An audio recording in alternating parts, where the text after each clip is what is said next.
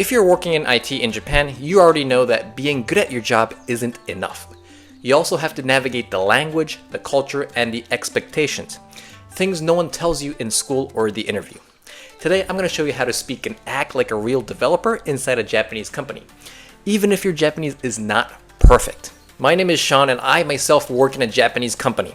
And I also help foreign professionals master business Japanese and succeed in Japanese workplaces, not just linguistically, but also culturally. Here's the first strategy that will make you a good developer in your IT job in Japan. All right, Japanese teams value reliability over speed. So, in Japanese companies, it's better to be steady and dependable rather than just being fast. All right, that means you want to always give small progress updates.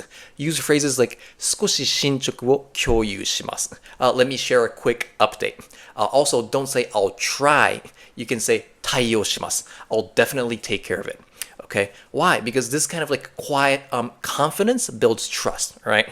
Don't disappear and deliver at the end. You gotta stay visible. Strategy 2. Guys, team communication is everything.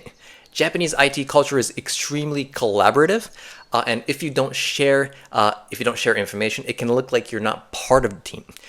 Phrases that you can use are 共有します. Let me share something. Even just for a document or like a GitHub link, right? When you're unsure about something, you can say 確認します. I'll check on that.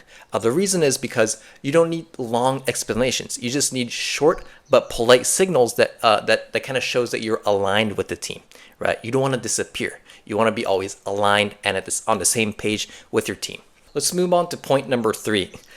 What you say is not important. Rather, it's about how you say it, okay?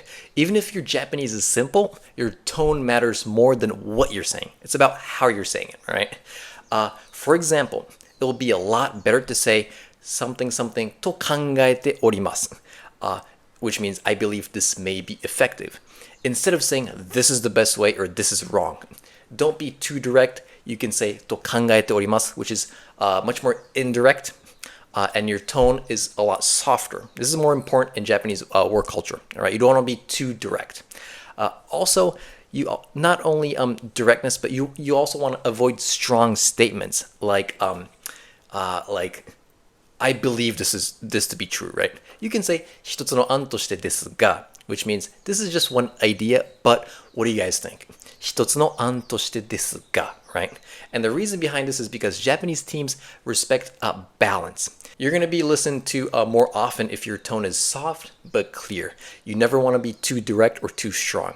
All right, this is very important. And I want to say that I worked in an IT company a long time ago in Japan, and point number 4 is very important. I felt it in my old job, all right? Number 4 is think in environments, not just the code, all right? In Japan, you're going to often hear テスト環境で確認しました, which means I checked it in the test environment.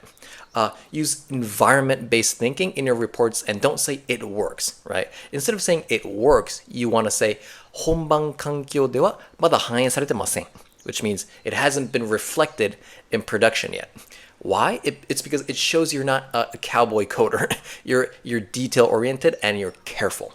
All right, you're not just coding, the whole day. You're actually detail-oriented. You're actually looking at the situation, looking at the environment, and you're being very careful. This is a huge one.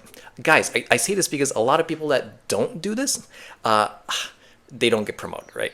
But I've seen a lot of foreigners who are in Japan, who are in IT, and they do this. They're detail-oriented, and they get promoted. I've seen this happen many times, and that's why I say this. My final point in this video is succeed through structure and trust. Do you want to actually stand out?